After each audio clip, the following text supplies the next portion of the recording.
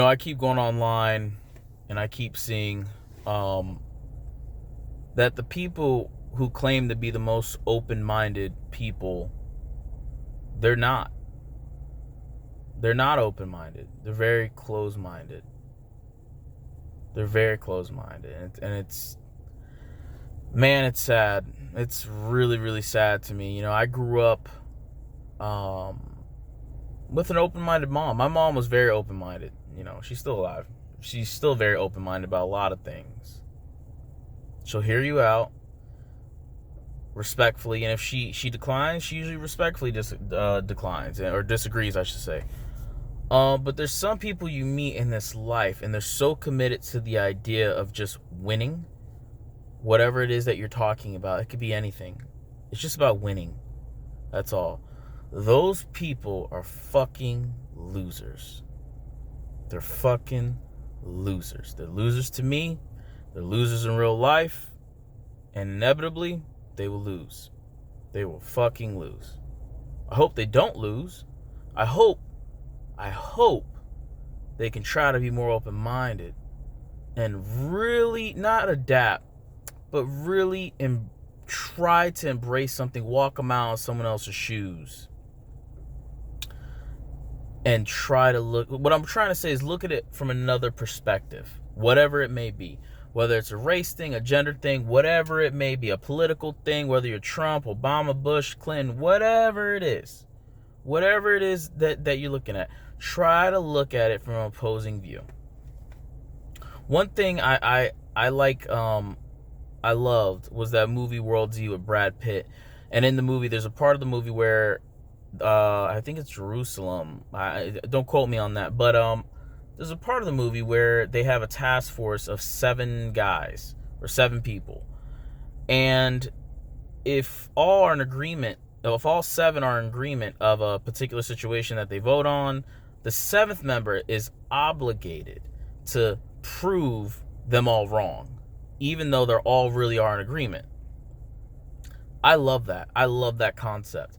It leaves it open-ended. It leaves it so there's wiggle room to learn and grow. But everything I see online, just so much negativity. And these are the same people, saying be positive, yet they're the same people saying death to this, death to that.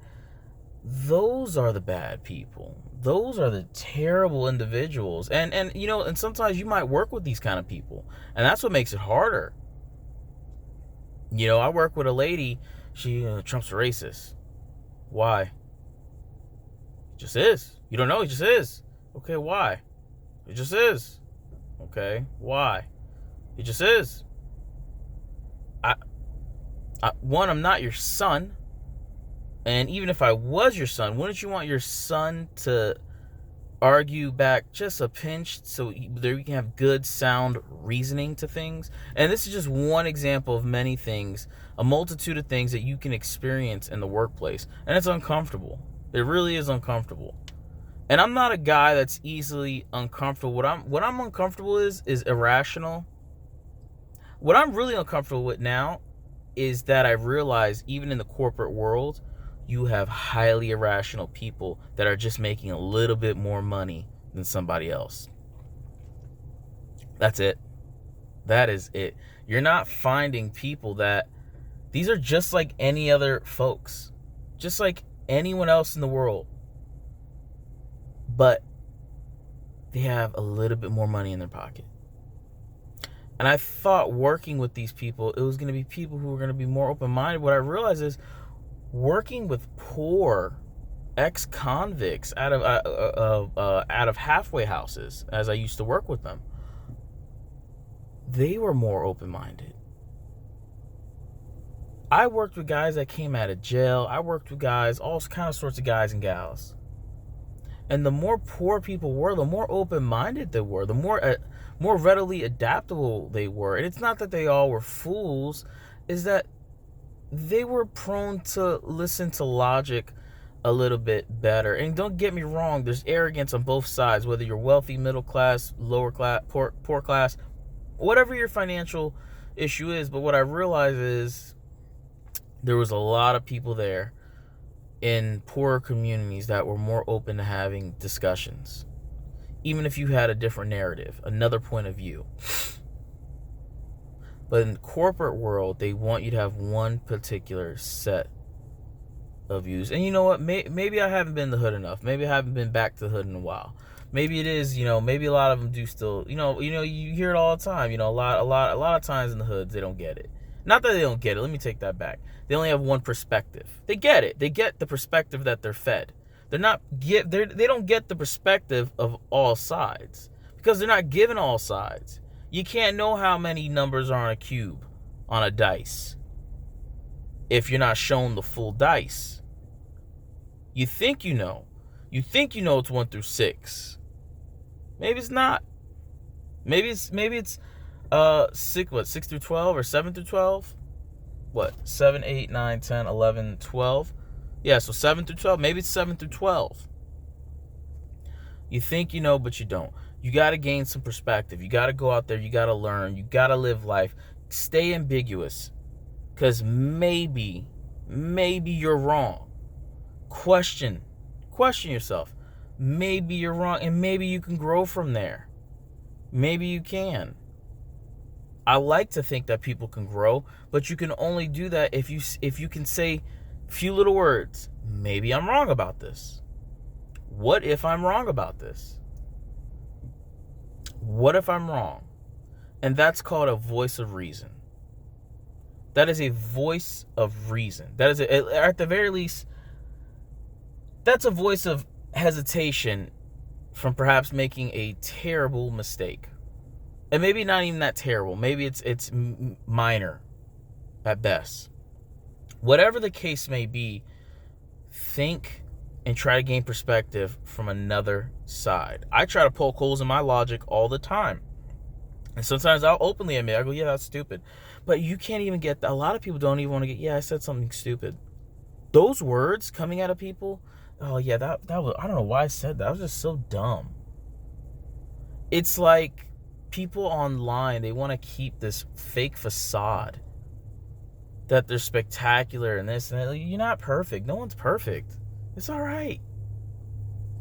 You'll be okay. And guess what? In corporate world, no one's perfect.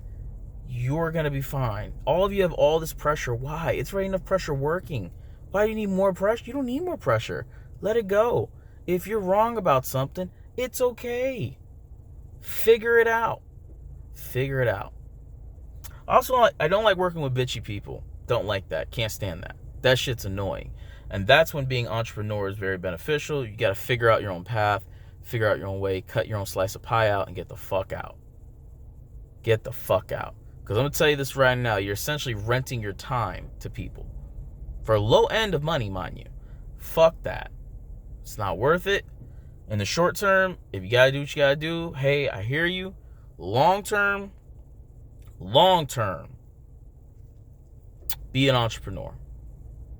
They say not everyone could be an entrepreneur. Fuck them. Try.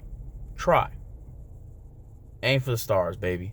Whatever the fuck you want. If you want to sell Twinkies out of the back of a truck, go for it. Go for it.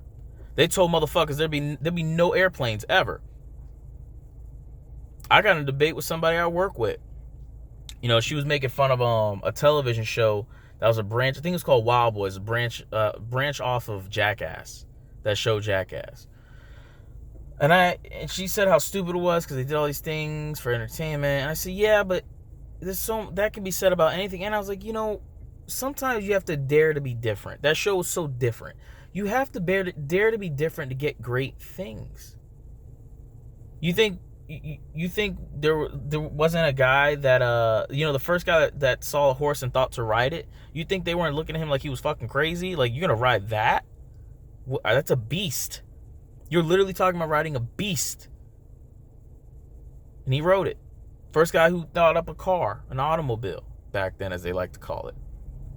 They called that guy a loser, stupid, insane, crazy.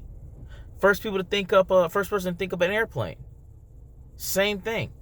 Stupid. And those people were very dareful. Their curiosity got the better of them. They were more curious than cautious. Nothing wrong with that. But having that conversation with my fellow employee, I realize how fucking closed-minded people are. You're fucking closed-minded. You're limited as fuck. And it's not that you're stupid. Your cognitive abilities are high. You just can't admit that potentially you're wrong. Because all this boils down to is, I'm right, you're wrong, I told you so, I win. And I don't give a fuck if I lose 99 out of 100 times. I won once. It's a numbers game. It's always a numbers game. Like, subscribe. Talk to me.